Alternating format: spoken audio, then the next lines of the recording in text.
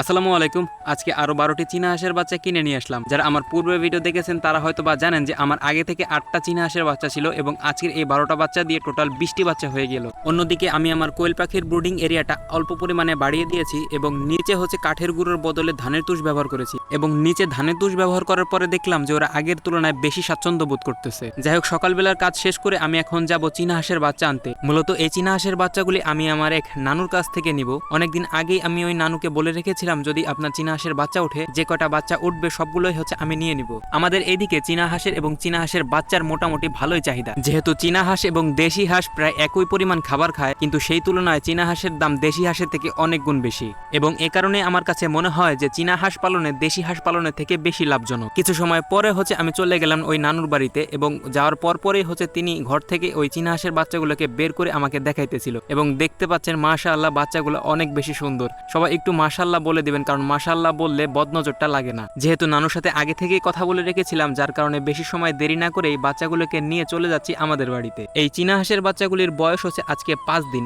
এখানে টোটাল 10টা বাচ্চা আছে এবং আরো 2টি বাচ্চা হচ্ছে আমি আমার কাকার কাছ থেকে নিব। যেহেতু আমরা অন্যদের বাড়িতে গিয়েছিলাম, আসলে ওইখানে ভিডিও করতে তেমন একটি কমফোর্টেবল লাগতেছিল না। যাই হোক, হাঁটতে হাঁটতে চলে আসলাম আমাদের বাড়িতে এবং বাড়িতে এসেই প্রথমে আগে আমি এই বাচ্চাগুলোকে ভালোভাবে দেখতেছিলাম। মাশাআল্লাহ বাচ্চাগুলো এত বেশি সুন্দর। আসলে দেশি হাঁসের বাচ্চা থেকে চীনা হাঁসের বাচ্চাগুলো অনেক বেশি সুন্দর হয়ে থাকে। যাই হোক, এই বাচ্চাগুলোকে আপাতত এই ক্যারেটের মধ্যে রাখবো, কারণ যেহেতু এই বাচ্চাগুলোর বয়স একেবারেই কম, যতটা সম্ভব এদেরকে ঠান্ডা থেকে দূরে রাখতে হবে এবং চেষ্টা করতে হবে পানিতে যেন ওদের গা ভিজে না যায়, কারণ ওদের গা যদি একবার ভিজে যায় তাহলে ওদের ঠান্ডা লেগে যেতে পারে। আপাতত কিছুদিন হচ্ছে ওদেরকে এই ক্যারেটের মধ্যেই রাখবো এবং তারপরে হচ্ছে ওদেরকে খাঁচায় পালন করার চেষ্টা করবো ইনশাআল্লাহ। আসলে আমি একেবারে ছোট থেকে অল্প অল্প পরিমাণে শুরু করার চেষ্টা করতেছি। যদি আল্লাহ চান হয়তোবা কোনো একদিন আমাদের বাড়িতে আমি একটি সমন্বয় খামার তৈরি করতে পারবো। যাই হোক, আমার জন্য সবাই দোয়া করবেন যেন আল্লাহ আমার কাজে বারাকা দান করেন। আসসালামু আলাইকুম।